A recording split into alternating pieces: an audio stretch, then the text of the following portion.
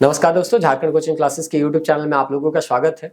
पिछले वीडियो में हम लोग झारखंड के खेल और खिलाड़ी के बारे में पढ़ रहे थे और उसी में खेल नीति के बारे में आपको बताया गया था।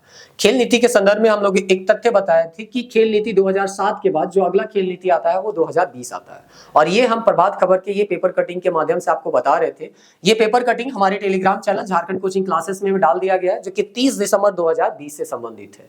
तो इस तरह से यहाँ पे इसी प्रभात खबर में कई सारे और भी मुख्य प्रावधान दिए गए थे इस खेल नीति के बारे में।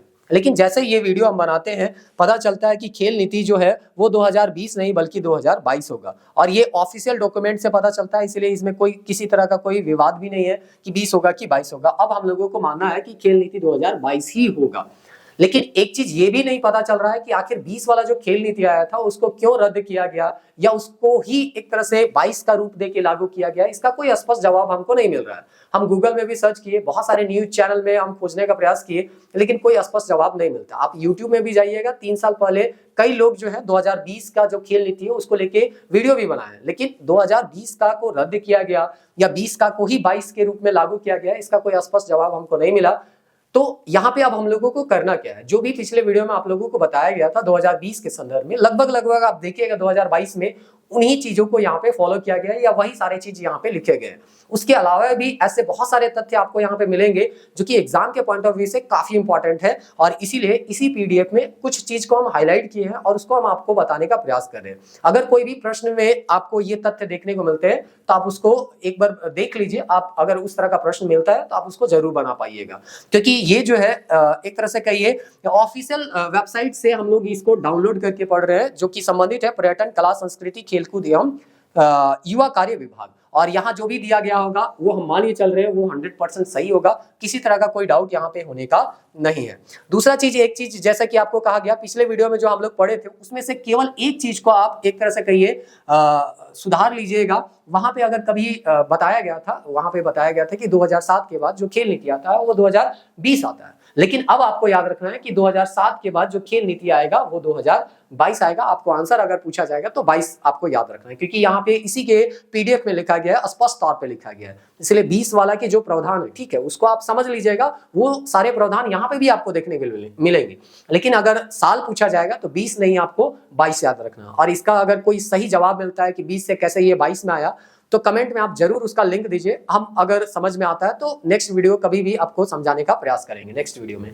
तो यहाँ पे एक चीज याद रखिएगा, 12 सितंबर 2007 को पूर्व में गठित झारखंड खेल नीति 2007 के स्थान पर वर्तमान में गठित खेल नीति 2022 अगले 5 वर्षों के लिए मान्य होगी। तो सबसे पहला सवाल का जवाब तो आपको यहीं पे मिलेगा कि ये जो खेल नीति 2022 है वो कितने साल के लिए है, तो 5 साल के लिए। जैसे आपको प्रश्न पूछा गया था औद्योगिक नीति जो आया है वो कितने साल के लिए, तो 5 साल के। तो उसी तरह से ये पूछा जा सकता है कि जो खेल नीति लाया गया है वो कितने साल के लिए लाया गया है, तो 5 साल के लिए लाया गया। अब चलिए यहाँ जो भी हाईलाइटेड यहाँ पे फैक्ट है उसको हम आपको बता रहे हैं। अगर इसको अपने से आपको पढ़ना है तो पीडीएफ जो है हमारे Telegram channel Jharkhand coaching classes में डाल दिया गया है। डिस्क्रिप्शन आपको लिंक में मिल जाएगा, वहां से आप डाउनलोड करके हमारे टेलीग्राम चैनल से जुड़ सकते हैं, या सिंपली टेलीग्राम चैनल में आप सर्च कीजिएगा झारखंड कोचिंग क्लासेस, तो वहां पे भी आपको हमारा चैनल मिल जाएगा। वहां से जुड़ के ये पीडीएफ जो है प्राप्त करके आप खुद से भी पढ़ सकते हैं।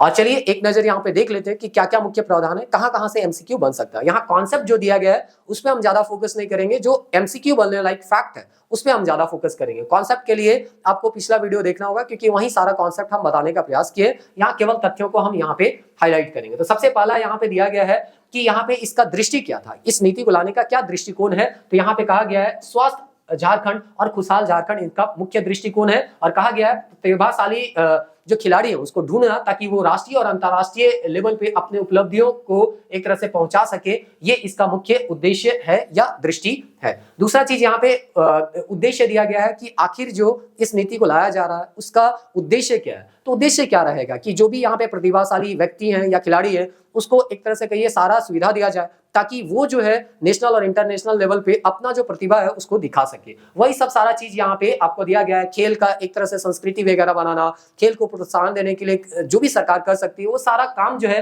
यहाँ करेगी। पारंपरिक खेल है वो सबको बढ़ावा देगी, यही सब मुख्य उद्देश्य है। ये कॉन्सेप्ट बेस्ड है, यहाँ पे बहुत ज्यादा फैक्चुअल डाटा आपको नहीं मिलेगा जिससे एमसीक्यू बन सके, इसलिए हम उसको स्किप कर रहे हैं।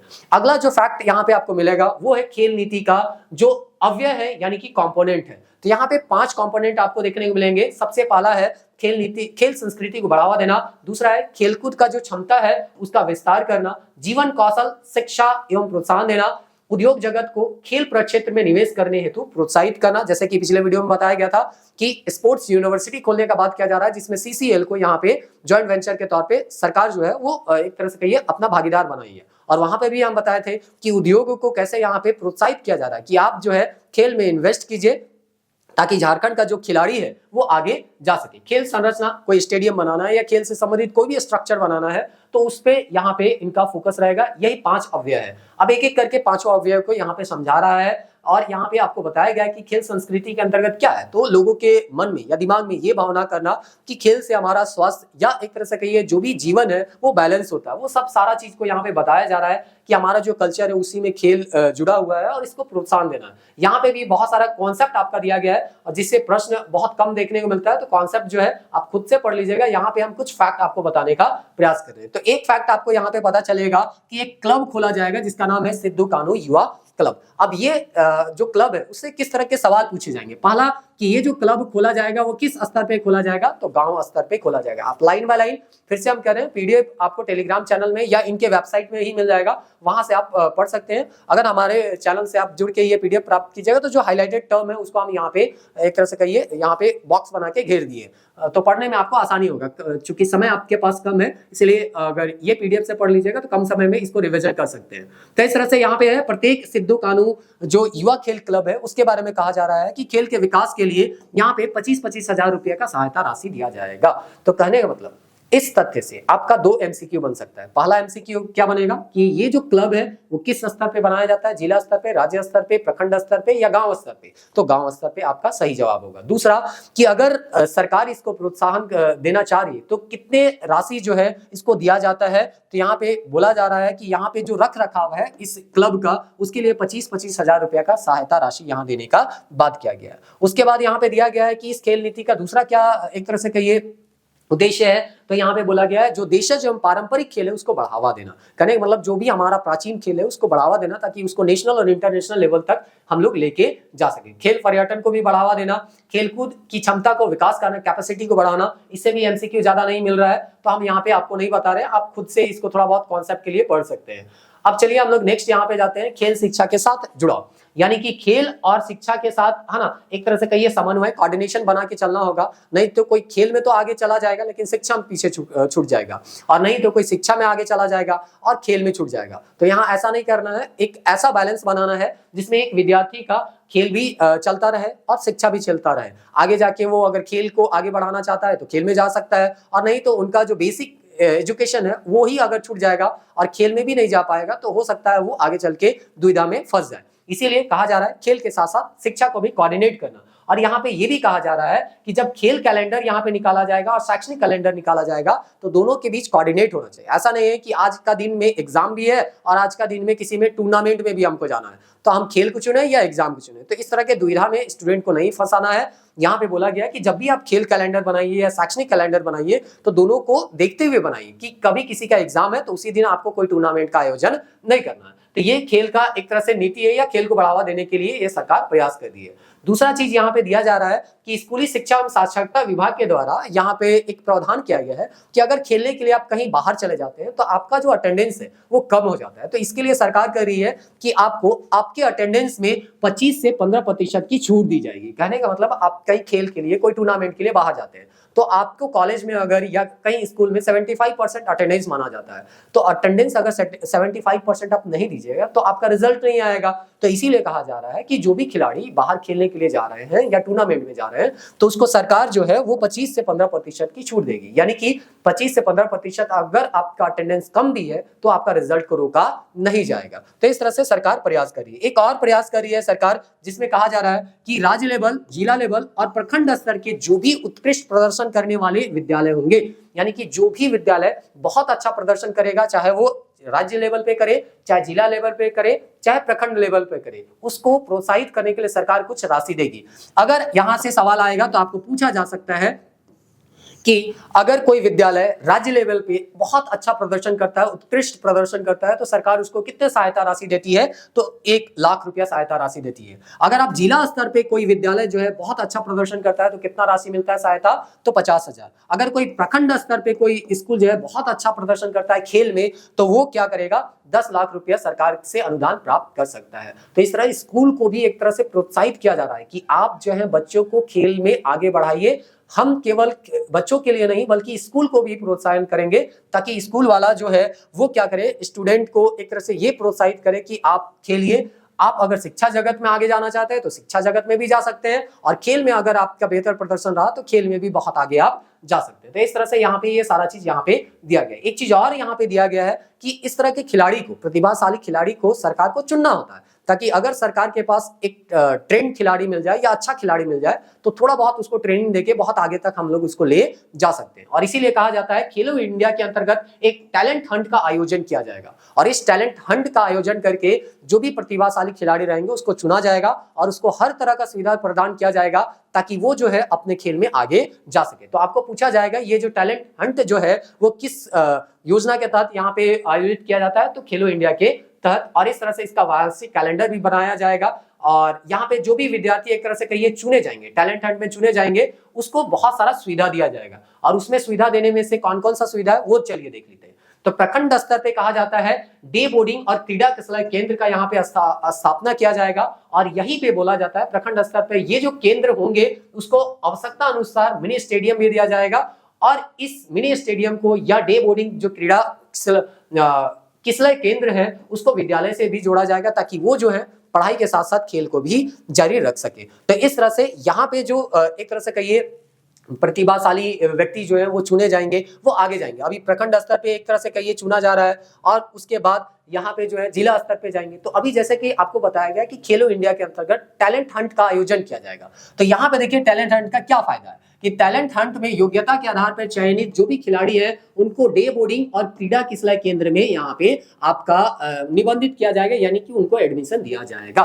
तो कहने का मतलब है कि आखिर प्रखंड स्तर पे ये जो आपका जो खोला जा रहा है डे बोर्डिंग, जिसमें आप जाके वहां पे ट्रेनिंग ले सकते हैं, वहां किसको एक तरह से कहिए एडमिशन दिया जाएगा? तो उन लोगों को एडमिशन दिया जाएगा जो इस तरह के खेलो इंडिया के अंतर्गत जो टैलेंट हंट का आयोजन किया जाएगा और उसमें अपना अच्छा प्रदर्शन करके दिखाएंगे, उसको वहां से चुना जाएगा। और इसमें भी यहाँ पे दिया गया है कि जब यहाँ पे ये ट्रेनिंग प्राप्त कर लेंगे प्रखंड स्तर पे, तो फिर प्रखंड स्तर पे एक तरह से कहिए फिर आयोजन होगा और वो जिला स्तर पे जाके और भी बेहतर ट्रेनिंग प्राप्त कर सकते हैं। तो इस तरह से यहाँ पे दिया गया है प्रत्येक यहाँ जिला स्तर पे भी हम लोग आवासीय खेल परिसर, वहां डे बोर्डिंग दिया गया था, यहाँ आवासीय, यानी कि आपका रहना खाना सारा चीज सुविधा जो है वो जिला लेवल के इस आपको जो आवासीय जो लेवल का जो परिसर होगा उसमें आपको मिलेगा। खेलने के लिए भी आपको प्रशिक्षण मिलेगा और रहने खाने के लिए भी वहां पे सारा सुविधा आपको मिलेगा। यहाँ पे दिया गया है प्रत्येक प्रशिक्षण केंद्र में यहाँ पे कितने प्रतिभागी को यहाँ पे रखा जाएगा आवासीय प्रशिक्षण में? तो 100। तो यहाँ पे फिर से एक सवाल निकल सकता है कि आवासीय प्रशिक्षण जो कि जिला स्तर का रहता है उसमें कितने विद्यार्थियों को यहाँ पे जगह दिया जाता है? तो 100 प्रतिभागियों को या विद्यार्थियों को एक तरह से कह सकते हैं दिया यहाँ पे नियुक्ति किया जाता है, या नियुक्ति तो नहीं कहेंगे, यहाँ पे एडमिशन दिया जाता है। उसके बाद यहाँ पे कहा जाता है ये जो आवासीय खेल विकास केंद्र है उसको निकटस्थ विद्यालय से जोड़ा जाता है।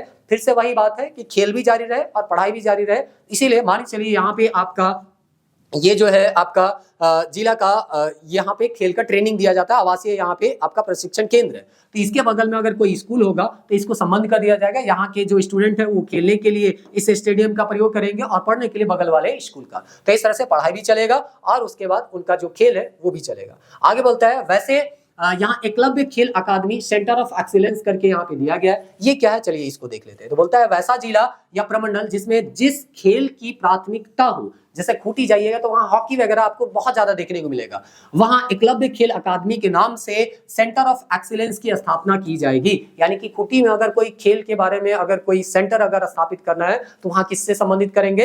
हॉकी के, क्योंकि हॉकी खिलाड़ी काफी ज्यादा वहां पे देखने को मिलते हैं। तो इसी तरह से कोई भी जिला किसी एक खिलाड़ी को या एक खेल में बहुत ज्यादा आगे जा रहा है या उसमें बहुत ज्यादा प्रचलन है उस खेल का, तो उस तरह का सेंटर ऑफ एक्सीलेंस जो है उस जिला में यहाँ पे स्थापना किया जाएगा। ये भी खेल नीति के बारे में यहाँ पे आपको देखने को मिलेगा खेल नीति में। आगे हम लोग देखते हैं जो कि खेल नीति से संबंधित और भी बहुत सारा चीज यहाँ पे दिया गया है, उसको थोड़ा बहुत आप खुद से भी पढ़ने का यहाँ पे प्रयास कीजिएगा। यहाँ पे देखिए खेल विश्वविद्यालय जो कि पिछले वीडियो में ऑलरेडी हम कवर कर चुके हैं, तो फिर से यहाँ पे बताने का कोई मतलब यहाँ पे बनता नहीं है। CCL और गवर्नमेंट के द्वारा ज्वाइंट वेंचर से ये स्पोर्ट्स यूनिवर्सिटी खोलने का बात किया जा रहा है। यहाँ पे एक चीज और बोला जा रहा है जो कि कहता है कि खिलाड़ियों के सीधी नियुक्ति के माध्यम से यहाँ पे नौकरी दी जाएगी। तो इस तरह से यहाँ पे ये जो है ये भी प्रावधान किया जा रहा है कि आपको जो है अगर खेल में लगातार समय या लंबे समय तक नहीं बना रहना है, तो आप नेशनल या इंटरनेशनल लेवल का अगर कोई खेल खेलते हैं तो आपको सीधी नौकरी भी दी जा सकती है। एक चीज और भी है जो कि यहाँ पे लिखा गया है कि अगर भविष्य को लेकर किसी खिलाड़ी को शंका है कि स्थिति बनी रहती है कि आगे जो है अगर वो खेल को छोड़ देते हैं तो उसके लिए क्या किया जाएगा, तो उसके लिए पेंशन का भी यहाँ पे प्रावधान है, जिसको आगे इसी PDF में हम लोग जो है डिटेल वाइज यहाँ पे कवर भी करेंगे। तो अभी फिलहाल पेंशन के लिए छोड़ दीजिए। तो इस तरह से यहाँ पे एक चीज और भी दिया गया है कि राज्य सरकार ये प्रयास करती है कि जो भी ओलंपिक खेल में जुड़े हुए या कॉमनवेल्थ से या एशियन गेम में सम्मिलित हैं, यहाँ खिलाड़ियों को जो कि पदक मिला है या राष्ट्रीय भागीदारी है, उनको खेल छात्रवृत्ति भी यहाँ पे दिया जाएगा, यानी स्कॉलरशिप दिया जाएगा, ताकि वो जो है अपना जो खेल के साथ साथ अपना जीवन को भी सुचारू रूप से चला सके। तो इस तरह से यहाँ पे ये सारा चीज दिया गया है। यहाँ पे पुरस्कार सम्मान भी दिया जाएगा, ये सब सारा चीज अभी और भी डिटेल वाइज यहाँ पे दिया गया है, उसको थोड़ा बहुत जो है और भी देख लेते हैं ताकि इससे संबंधित, हाँ यहाँ से सवाल आपको पूछ सकता है छात्रवृत्ति अगर देगा तो कितना देगा। तो सीनियर अगर खिलाड़ी है ना, तो उसको 6000 प्रति माह देगा। इसके बारे में हम लोग पिछले वीडियो में पढ़े थे, बाकी के बारे में नहीं पढ़े थे जो कि यहाँ पढ़ लेंगे। तो यहाँ पे जूनियर खिलाड़ी है तो उसको कितना 1000 रुपया देगा, सॉरी कितना पैसा देगा, तो 3500। सब जूनियर खिलाड़ी है तो उसको कितना मिलेगा, तो 2500 रुपया प्रति माह मिलेगा। दूसरा चीज है कि अगर कोई खिलाड़ी जो है वो जो है खेल का सामग्री खरीदना चाहता है तो उसको वार्षिक रूप से भत्ता मिलेगा, यानी साल में एक बार पैसा मिलेगा। तो सीनियर खिलाड़ी को किट खरीदने के लिए या खेल से संबंधित सामान खरीदने के लिए कितना मिलेगा, 5000, जूनियर के लिए आपका 3000 और सब जूनियर के लिए यहाँ पे 2000 आपका दिया जाएगा। तो इस तरह से यहाँ पे ये आर्थिक सहायता जो दिया जा रहा है। एक चीज और आपको पूछ सकता है कितने साल के लिए दिया जाएगा, तो अधिकतम यहाँ पे 3 सालों के लिए ये पुरस्कार जो है वो दिया जा रहा है। चलिए और भी अगर कुछ चीज है यहाँ पे देखिए, ये पिछले वीडियो में हम लोग यहाँ पे पढ़े थे कि अर्जुन अवार्ड खिलाड़ी या द्रोणाचार्य अवार्ड खिलाड़ी या ध्यानचंद अवार्ड खिलाड़ी या ओलंपिक में भाग लेने वाला खिलाड़ी या कॉमनवेल्थ एशियन गेम के पदक विजेता वैसे खिलाड़ी जो अब व्यवहारिक तौर पर खेल में नहीं है, उन्हें आजीवन 10,000 रुपये तक का यहाँ पे पेंशन मिलेगा। इसीलिए बोले थे पेंशन के बारे में आगे पढ़ना, या स्पष्ट रूप से पूछ सकता है कि जो इन खेल से जुड़े हुए थे उनको आजीवन कितना पेंशन मिलेगा। जब तक वे जीवित है उनको 1000 रुपया यहाँ पे पेंशन, सॉरी 1000 नहीं 10,000 रुपया पेंशन मिलेगा। और जब उनका देहांत हो जाता है तो उनकी पत्नी और नाबालिग जो बच्चा होगा उसको यहाँ पे पेंशन मिलेगा कितना रुपया, तो 5000 रुपया। तो जब उनके जो मानिए चलिए अगर कोई खिलाड़ी है उनका जो देहांत हो जाता है तो उनके जो पति होंगे, सॉरी पत्नी होंगी या उनका जो नाबालिग बच्चा होगा उनको 10,000 रुपया तक का यहाँ पे पेंशन मिलता है या मिलेगा, ऐसा सरकार इस नीति में बोली। तो ये सब जो है आपको याद रखना है कि किसको कितना मिलेगा नहीं मिलेगा, वो सब सारा चीज। फिर ये भी हम लोग पढ़े थे कि अगर कोई राष्ट्रीय और अंतर्राष्ट्रीय स्तर पे यहाँ पे कोई पदक जीतते हैं, जिसमें यहाँ पे दिया है कि अगर कोई राष्ट्रीय अंतर्राष्ट्रीय के साथ ओलंपिक संघ के द्वारा मान्यता प्राप्त खेलों में पदक प्राप्त किया हो अथवा वहां पे भागीदारी भी अगर की हो तो भी उनको कुछ बहुत सामान देखने को मिलता है। तो जैसे प्रतिस्पर्धा में यहाँ पे बहुत सारा दिया गया है, लेकिन हम लोग 1-2 को ही याद करेंगे। जैसे ओलंपिक में अगर आप शामिल होते हैं तो यहाँ पे दिया गया है स्वर्ण में आपको 2 करोड़ मिलेगा, और ये चीज जो है पिछले वीडियो में बताया गया था। अगर आप रजत जीतते हैं तो आपको 1 करोड़ रुपया का राशि मिलेगा, सहायता राशि, और यहाँ पुरस्कार के रूप में। और कांस्य अगर जीतते हैं तो 75 लाख रुपया मिलेगा, और प्रतिभागी खिलाड़ी के लिए यहाँ पे आपका 5 लाख रुपया यहाँ पे मिलेगा। यानी अगर आप ओलंपिक में शामिल भी हो जाते हैं तो भी आपको 5 लाख रुपया मिलेगा, और अगर आप कोई पदक जीतते हैं तब तो आपको 2 करोड़ 1 करोड़ और 75 लाख रुपया भी मिलता है। ये आपका ओलंपिक से संबंधित है। वहीं अगर आप विश्व कप या विश्व चैंपियन में अगर जाइएगा तो सीनियर लेवल में देखिएगा तो स्वर्ण जीतिएगा तो आपको 20 लाख रुपया मिलेगा, रजत में आपको 15 लाख रुपया मिलेगा, और कांस्य में आपको 10 लाख रुपया मिलेगा। अगर आप खेल में केवल भाग लेते हैं, कोई पदक नहीं भी जीतते हैं, तो भी आपको 1.5 लाख रुपया का राशि दिया जाएगा। अगर जूनियर में है तो आपको फिर स्वर्ण के लिए 10 लाख रुपया, रजत के लिए 7 लाख रुपया, और आपको कांस्य के लिए 5 लाख रुपया। अगर केवल खेल में भाग लेते हैं तो आपको 1 लाख रुपया मिलता है। सब जूनियर में यहाँ पे देखिएगा तो स्वर्ण के लिए 3 लाख रुपया, रजत के लिए 2 लाख रुपया और कांस्य के लिए 1 लाख रुपया। अगर खेल में केवल भाग लेते हैं, कोई पदक नहीं भी जीतते हैं, तो भी आपको 50,000 रुपया का राशि, सहायता राशि यहाँ पे दिया जाएगा। इसी तरह से एशिया कप वगैरह सबके बारे में दिया गया है, लेकिन हम तो बस इतना कहेंगे कि कम से कम ये 2 को याद कर लीजिएगा, अर्थात ओलंपिक खेल और शीत ओलंपिक के बारे में, और विश्व कप, विश्व चैंपियन में सीनियर, जूनियर और सब जूनियर। इसके बाद अगर आपके पास समय है और आपका कैपेसिटी है तो याद कर सकते हैं, क्योंकि यहाँ पे है ना केवल यही याद नहीं करना, और भी बहुत सारे चीज पढ़ने हैं। तो यहाँ बहुत सारे यहाँ पे पदक तालिका दिया गया है कि किसमें क्या क्या जीतिएगा तो कितना राशि मिलेगा। इतना भी याद करना हम लोगों के लिए आसान है, बहुत सारा चीज यहाँ पे पढ़ना है, तो बहुत ज्यादा डाटा को अभी याद नहीं करेंगे। जो टॉप मोस्ट थे उसको हम लोग याद करेंगे कि हाँ विश्व चैंपियन और ओलंपिक में क्या मिलता है। उसके बाद यहाँ पे देखने को मिलता है खिलाड़ी को तो बहुत सारा प्रोत्साहन मिलता है। पिछले वीडियो में भी हम लोग देखे थे, जो ट्रेनिंग देते हैं उनको भी कुछ सहायता राशि यहाँ पे देना होगा, और इसीलिए बोलता है जो प्रशिक्षक हैं उनके विकास के कार्यक्रम को भी हम लोगों को प्रोत्साहन देना है। यानी कि इस खेल नीति में बोला गया है कि पदक प्राप्त राष्ट्रीय स्तर के पूर्व खिलाड़ी को प्रशिक्षक के रूप में कार्य करने का सहयोग दिया जाए। मतलब एक तरह से कहिए उनको सहयोग किया जाएगा। कहने का मतलब अगर आप कोई भी प्रतियोगिता में पदक जीते हुए हैं और आपका एक तरह से कहिए खेल में अब समय गुजर चुका है उस खेल में, तो आप आगे चल के उस खेल से संबंधित कोच बन सकते हैं या ट्रेनी बन सकते हैं, और उसके लिए है ना आपको बहुत सारा सुविधा भी दिया जा रहा है। दूसरा चीज, अगर आपका कोई स्टूडेंट जो है वो कोई ना कोई पदक जीत जाता है तो उसमें भी आपको कुछ ना कुछ यहाँ पे सम्मान राशि दिया जाएगा। तो प्रशिक्षक सम्मान राशि के तौर पर देखें तो ओलंपिक खेल में अगर कोई विद्यार्थी आपका स्वर्ण पदक जीतता है तो आपको यानी कि जो ट्रेनिंग देगा उसको 10 लाख रुपया, रजत जीतता है तो 7 लाख रुपया, और कांस्य पदक जीतता है तो 5 लाख रुपया मिलता है। अगर वही विश्व कप और विश्व चैंपियन में अगर कोई विद्यार्थी जो है सफल होते हैं तो उसके कोच की 5 लाख रुपया, 3 लाख रुपया और 2 लाख रुपया यहाँ सम्मान राशि के तौर पे यहाँ पे दिया जाता है। तो इस तरह से इसके बाद जो है आपको यहाँ पे बहुत ज्यादा फिर जैसे कि बोले रटने का आवश्यकता नहीं है, क्योंकि 2-3 खाली याद रख लीजिए, वहीं से सवाल पूछा जा सकता है। और बहुत ज्यादा अगर डीप जाके पूछेगा तो वैसे भी आप नहीं बना पाइएगा। अगर हाँ ठीक है याद करने के आपका कैपेसिटी है तो आप याद कर सकते हैं, PDF तो आपको टेलीग्राम चैनल में मिल ही जाएगा। तो ये सब सारा चीज यहाँ पे दिया गया है, और भी कुछ प्रावधान है तो उसको देख लेते हैं और इस वीडियो को आप खत्म करते हैं। तो ये बहुत सारा भत्ता वगैरह दिया जा रहा है, यहाँ से इतना डीप से तो सवाल नहीं पूछना चाहिए। खेल नीति, हाँ यहाँ पे कुछ मिल रहा है। राज्य में खेल को बढ़ावा देने के लिए शैक्षणिक संस्थान में शिक्षा प्राप्त करने के लिए विभिन्न सरकारी नौकरी में आरक्षण दिया जाएगा। यहाँ पे देखिए शिक्षण संस्थानों में जो खिलाड़ियों को आरक्षण दिया जाएगा वो 3% का दिया जाएगा, और इस तरह से सरकारी नौकरी में 2% का आरक्षण, ये काफी इंपॉर्टेंट है। नौकरी में 2% और शैक्षणिक संस्थान में 3% का यहाँ पे आपको आरक्षण दिया जाएगा। ऐसे भी स्पोर्ट्स कोटा फॉर्म भरते होंगे तो जरूर देखेंगे। तो स्पोर्ट्स कोटा के लिए 2% नौकरी में और 3% शैक्षणिक संस्थान में, ये काफी इंपॉर्टेंट टॉपिक है।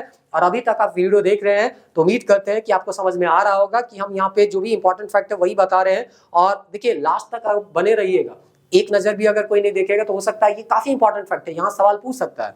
तो अगर आप इग्नोर कीजिएगा तो हो सकता है आपको आगे चल के यही 1-2 प्रश्न जो है वो छूटेगा, और हो सकता है आपको लगेगा कि यही 1-2 प्रश्न अगर बना लेते तो हम जो है वो क्लियर पास कर जाते हैं।